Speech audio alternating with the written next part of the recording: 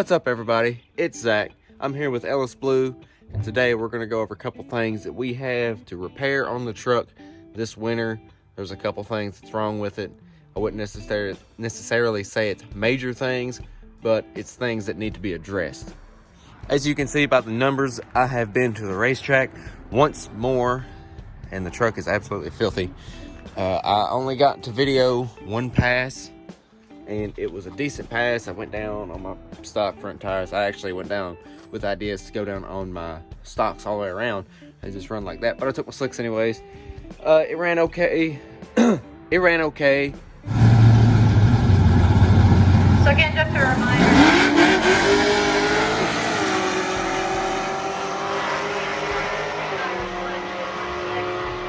7 is for 4/10 Pro Treating. Lane 6 is for 4/10 Pro. That was a pretty fast Trans Am. It was a 416. He came around on the big end pretty hard, but the truck did good. I'm pretty pleased with it. And let's get into the repairs that we have to make. Before we get started, we are selling LsBluu t-shirts and hoodies over on S10 Life's website. They are our first designs, so go over and grab you a couple. That would really help us be able to support this and make some more cool videos. I got a lot of how-to videos that I would like to make for you guys, but I'll leave a link in the description so you can go grab yours today. All right, if you followed me for a while, then you would know that I have a fuel cell in the truck, and gosh, it's bright. I got this fuel cell off of eBay a year and a half ago, right before LS Fest 2019. Actually, it was before that. It was like May or April, and it busted on me, and I had it fixed, and lo and behold, it has busted once more. Here is the first bust that was repaired. Down through here, the weld cracked, where it's not welded very good. You can see how little the weld is, but it's leaking here now, and all but one of my tabs have broken.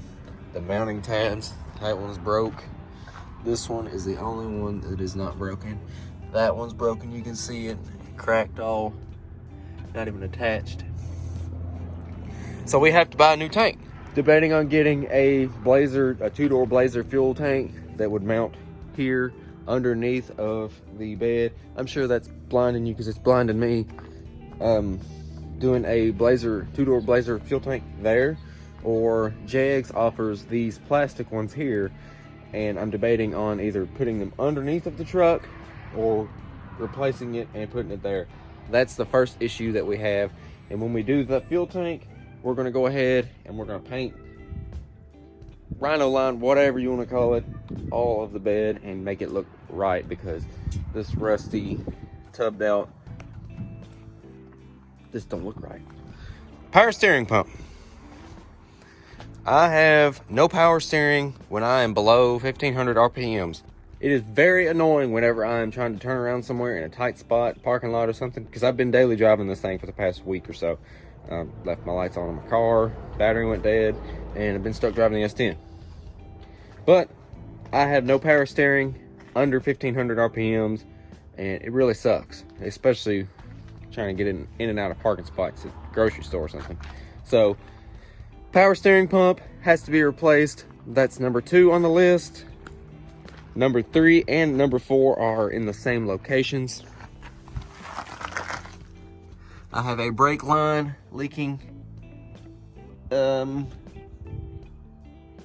there, and I also have an axle seal leaking as well, which is a bummer because it is brand new. I just put the axle seal in whenever I did the rear end swap, so either going to let it leak, which I don't like doing, or I'm going to pull the axle back out and put a new gasket or a seal on it and try to fix the leak. Next up on the list, after we repair the axle seal and the brake lines and the power steering and the fuel tank, are these heads here. 862 stock castings. I have some 243s that we are going to throw in. I'm going to take them and have them ported and milled down. Probably going to do some home porting on those, so that will probably make a decent video. It'll be a learning experience for me. But we're going to throw those 243s on.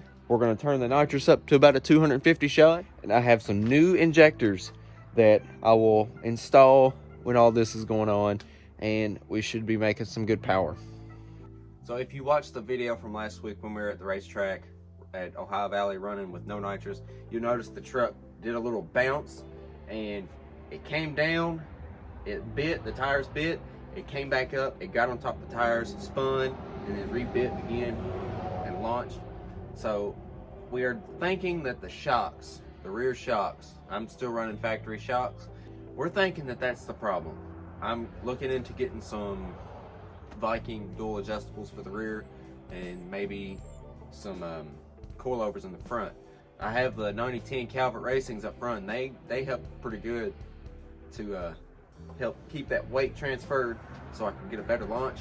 But I'm thinking that my rear shocks and my slicks are the culprits for the spinning that I've been doing. I've been running some worn out 27-inch QuickTime Pro Hoosiers, and I believe I bought them used, and I believe that we're going to switch over. Good God, that fuel tank's bright. I believe we're going to switch over to a 28 QuickTime Pro. I had pretty good luck with them when I first got. I had pretty good luck with them when I first got them, so I'm going to stick with them. And there's too many with them, and we're also going to just go up in size so I can gain a little bit more mile per hour and launch a little bit harder. It's not much. It's 27 to a 28.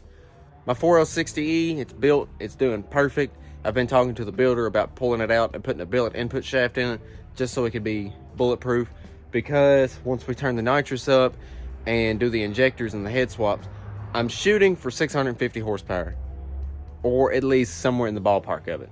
I would be happy with 630, 620. And we're also going to be shooting for a 650 in the 8th mile and a 10-1, 10-2. I'd settle with a 10-3 in the quarter mile.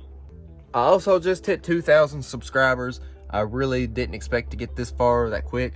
So thank you guys for all of the support, all the subscribers, the views. It's awesome. I really appreciate all the support you guys are giving, and all the positive feedbacks makes me want to make more videos of this blue turd and just keep giving you guys advice and anything that I can to help you out. But that is going to be all for this video. Make sure you click thumbs up, drop a comment, subscribe, share, and we'll see it.